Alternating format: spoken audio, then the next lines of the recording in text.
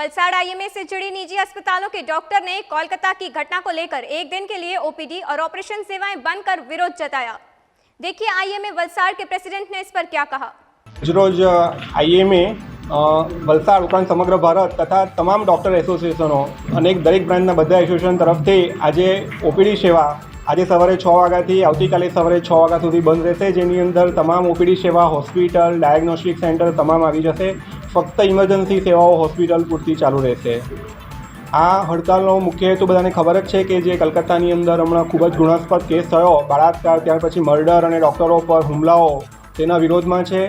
आ उपरांत भूतकाळमां पण डॉक्टरो पर अनेकवार हुमला थई चूक्या छे, पण हजू सुधी डॉक्टरोनी सुरक्षा माटे कोई ज कोन्क्रीट कायदो हजू आव्यो नथी। कदाच आव्या होय तो तेनुं अमल नथी थतुं।